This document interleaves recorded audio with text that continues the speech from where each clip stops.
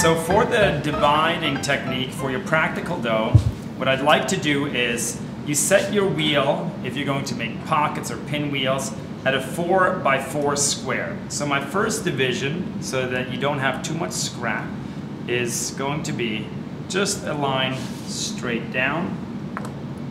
Then you pick up the line one more time to get one more additional row in there. Again, this is not a cutting tool, just a pure division.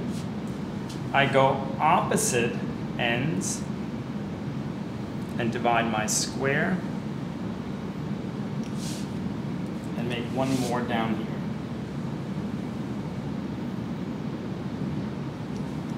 Now, so that I don't waste any dough, I make this incision right here, separate the dough, and with this half, I'm going to make croissants.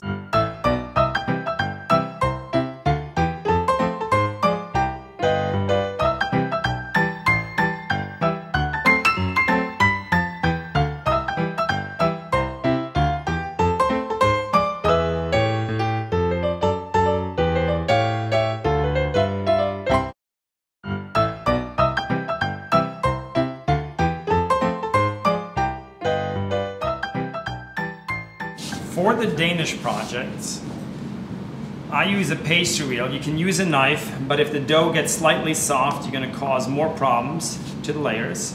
And you're just going to make clean cuts.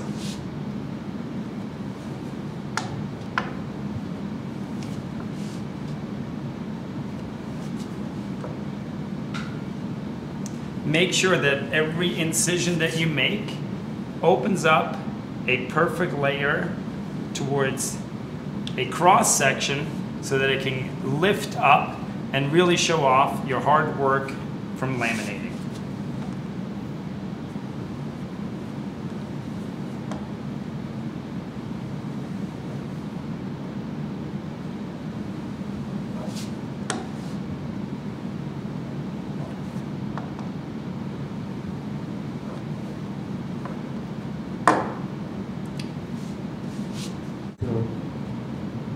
So for the pinwheels, I make an incision about 1.5 inches towards the center.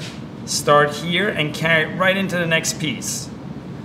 Finish it over here, here, here, here, here. And then you change the angle here to here.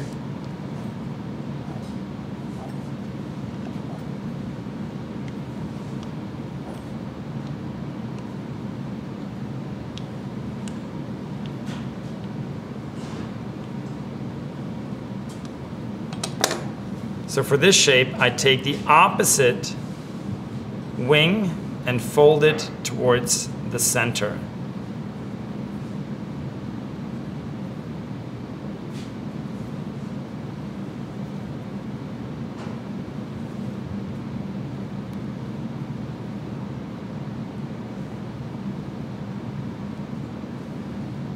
For the simple fold, I just take these outside wings, push them together in the middle, and compress them down.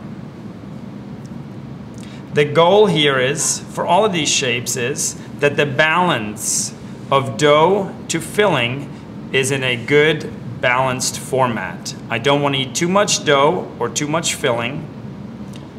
This gives me a nice straight line to put your filling into it. On this one, you have to be careful that as the edges start to brown, they're going to become very crunchy and are going to caramelize a whole lot quicker, so being careful not to dry them out. Another Danish shape I would like to show you is, I call it butterfly. So what you do is you take your square and you create a triangle. You take a paring knife, or you can also use a bench scraper, and you will cut about approximately 1/2 inch away from the outside edge. Just make sure you cut in from the close side in. You take it from the other side, and you're doing the same thing, like so. You will open up your square, you bring your cut part over it, but only to the next cut of the other side, without any egg wash. You're flipping the square over it, because I would like to work it towards me, and you're doing the same thing with the other side. Just like so. Another one I would like to show you is, I call this a hurricane or a tornado. What you do is you take your pizza cutter, or you can also use your bench scraper, and we would do the same thing like we did before previously with our pinwheel. So we cut in from 4 sides in towards the center of your square. You take your 2 corners over here towards to the center, towards you, press it down, well, turn around your square, and we're doing the same movements like we did before towards the center, press it down. We take this corner into the center, and from the opposite way, we're taking this corner, also place it into the center.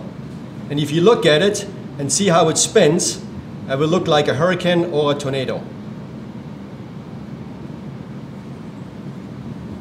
I will demonstrate a full pocket as opposed to the half pocket. When I do this one, I bring the points just together. I don't want to create an overlap. When I do it, I do the same thing here with a good impression in the center, but this opens up the corners. If you overlap, you lose this. This is somewhat diminished. And that, when it bakes, it shows off the lamination.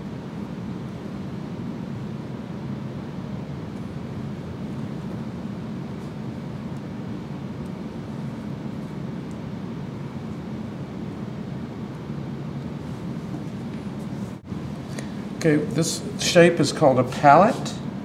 We line up the corners with the edge of the table. We take the circle cutter. We center the circle cutter right through the middle of the table. Make a good cut. Fold this back. Make your filling. It's ideal for a round-shaped filling, such as a piece of fruit or a fan piece of fruit, to accentuate the shape.